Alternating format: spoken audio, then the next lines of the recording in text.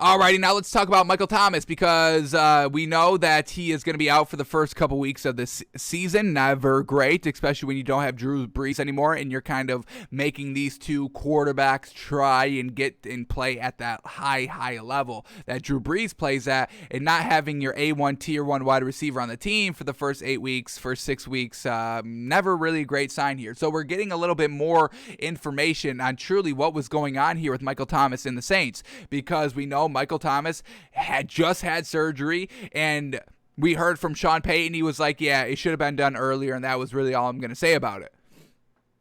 So now we get this. Saints Michael Thomas ignored calls from coaches for 3 months during his off-season rehab. Thomas wanted a second opinion from another doctor to decide how to best deal with his rehab and surgery. Now, hindsight is obviously 2020, but, if he had that surgery 3 months ago, he would have been, ready to rock by week 1. But him trying to go out and find a second opinion just wasted all that time, and now he's not ready for week 1. So truly not great here.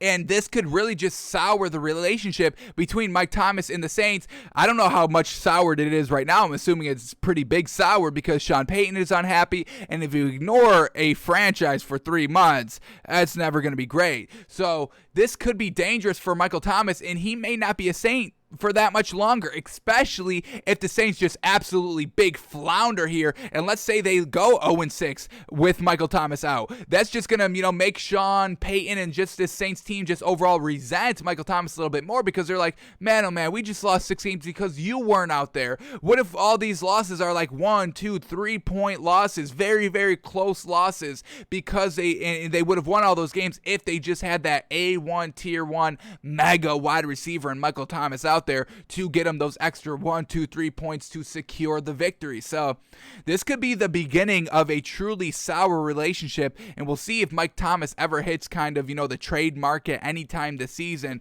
If the Saints just kind of like, all right, we're kind of going to start rebuilding, not a full-scale rebuild, but a little bit of, all right, we lost Drew Brees, let's get rid of Michael Thomas, that era's over, we'll still have Alvin Kamara, we're really going to build off of Alvin Kamara, but these other wide receivers, maybe even a quarterback, if they're not really playing up to this standard, we're just going to have a little bit of a soft rebuild here for the Saints. So we'll see, man. Like we said, only time will tell on how rocky this relationship can be, but if they start losing because no Michael Thomas, the relationship is going to be kind of facing a lot of adversity. But if they keep winning, let's say they go 5-1, 6-0, even 4-2, I would count 4-2 as success, even kind of 3-3. Honestly, without Michael Thomas is a decent success, and that will definitely help the relationship. And then once Michael Thomas gets there, they start winning games. This could really all be swept under the rug. So it's really going to depend on the start of the season for the Saints of how much they truly will resent Michael Thomas, and not just Sean Payton, but maybe even the guys up front, the linemen. Hey man, you could have been helping us out here, but now you're not here and we're losing games. We put in the work, and you're not not answering the phone calls from the coaches early in the offseason. Yeah, that affects us too. And maybe even Jameis Winston and Taysom Hill, they're like, man, oh man, Jameis Winston without Michael Thomas, Jameis Winston is like, this is my chance to revitalize my career. Now you're not out here and you're affecting me, man. And Taysom Hill's like, this is my first time starting, and I wanted this great wide receiver out there to help me grow and help me put out some great plays out on tape so I can get that big contract, because I don't have a good contract right now. Michael Thomas got a big old contract. Jameis Winston doesn't, and they're dependent on Michael Thomas. Taysom Hill doesn't, and he's dependent on Michael Thomas. So it's, it's not just Michael Thomas's own actions hurting himself. It's kind of the team overall. This is a team game.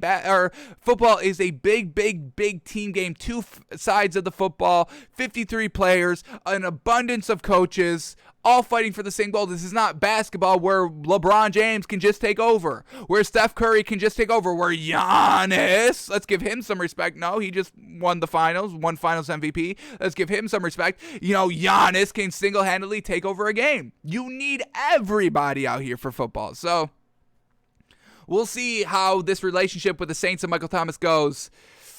Y'all better start winning real early. The Saints better start winning real early on, folks, and we don't have that. We just talked about the Saints in our team refresher, and we got them going 6-11. This is not going to be a great year for the Saints. Real tough opponents, and they're not with Michael Thomas for the first couple of weeks. Not great.